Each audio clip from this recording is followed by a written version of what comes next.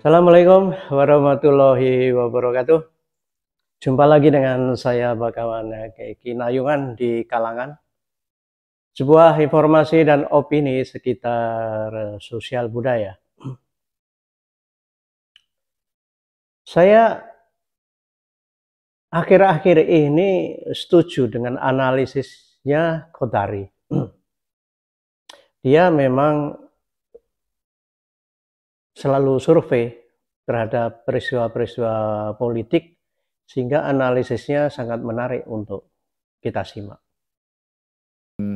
Rakernas, Bu Mega, Mas Hasto misalnya mengatakan bahwa pemerintahan sekarang ini adalah kegelapan demokrasi, adalah manipulasi, adalah pelanggaran TSM, anomali demokrasi, dan seterusnya. Ya kalau memang rezim atau penguasa atau pemerintah sekarang ini atau Pak Jokowi dianggap pangeran kegelapan, istilah saya ya, pangeran kegelapan, gitu. Ya Anda jangan bergabung dengan pangeran kegelapan, ya Anda tarik menteri-menterinya. Jadi begitu, saat ini memang posisi PDIP itu ada di simpang jalan. Jadi kalau orang bilang bisa dikatakan tidak bisa berkomitmen tingkat tinggi, dia ada di dua kaki.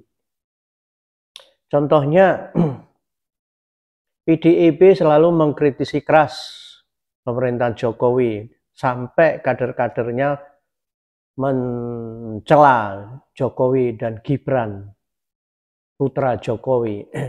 Tapi PDIP tidak berani menarik menteri-menterinya dari kabinet pemerintahan Jokowi. Dengan alasan yang sangat naratif karena ingin mensukseskan sampai akhir jabatan.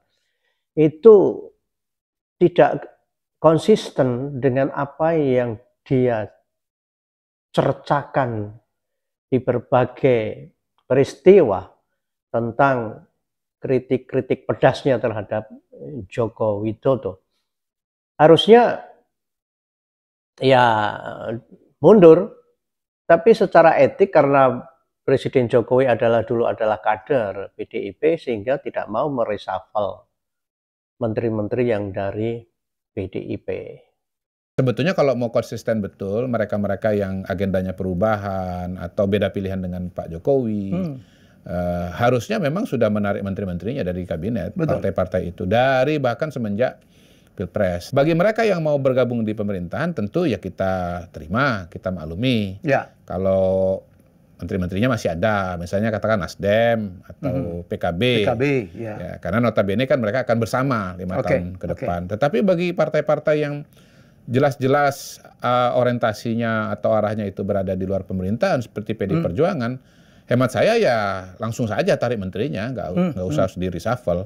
Kan pergantian menteri ini bisa dengan dua cara, Pak Helmi. Pertama, partai politiknya yang menarik menteri tersebut, sehingga jabatan itu kosong dan akan diisi oleh partai politik lainnya atau profesional yang ditunjuk oleh Pak Jokowi, atau kemudian di reshuffle gitu. Nah, kalau kita lihat PDI Perjuangan yang kemarin melakukan Rakernas, itu kan sudah jelas-jelas posisinya itu kan tidak bergabung, arahnya tidak akan bergabung dengan pemerintahan. Walaupun Bu Mega masih menggunakan kata gue mainin dulu begitu. Tetapi menurut saya gue mainin dulu itu justru yang berbahaya karena sebetulnya kan ini nak ngotai kan kalau kata orang Palembang kan sengaja tetap di pemerintahan tapi nanti akan oposisi gitu.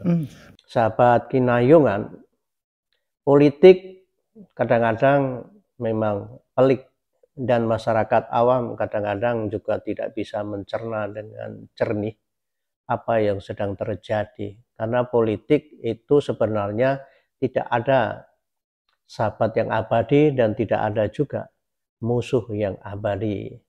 Tapi beda dengan apa yang dirasakan oleh Megawati. Megawati selalu membawa dendam, apalagi dia dalam keadaan kecewa.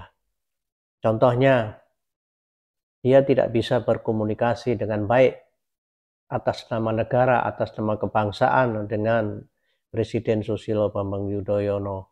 Dan sekarang dengan Presiden Joko Widodo. Dan Joko Widodo tetap selalu dianggap pengkhianat dan pengkhianat. Tapi sebenarnya apakah PDIP itu juga partai yang betul-betul bersih, betul-betul ngusung rakyat cilik, partai wong cilik? Perlu dipertanyakan lagi. Jadi ya sebenarnya kalau banyak para pengamat mengatakan lebih baik Joko Widodo mereshuffle menteri-menterinya dan diganti dengan menteri-menteri yang nantinya itu akan jadi menterinya Prabowo, karena masih ada beberapa bulan sekaligus tune up, pemanasan untuk pemerintahan Prabowo Gibran selanjutnya sampai 2029. Dan ini menarik, dan pemerintahan Prabowo akan selalu siap untuk mendapatkan cercaan dari PDIP, karena PDIP juga tidak konsisten apakah dia memecat Jokowi Gibran, apakah dia juga akan oposisi. Pernyataannya menurut Megawati dengan sangat kelakar, yaitu akan dimain-mainkan dulu.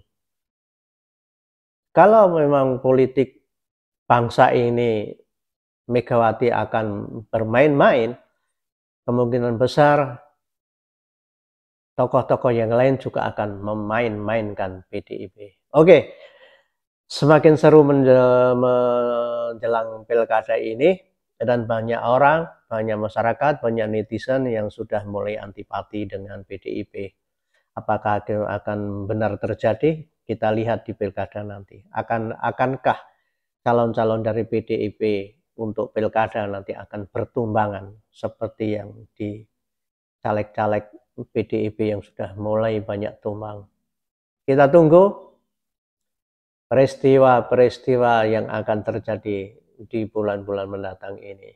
Baik, sampai di sini perjumpaan kita dengan saya Bagawan Kinayungan. Sampai jumpa di lain kesempatan. Wassalam.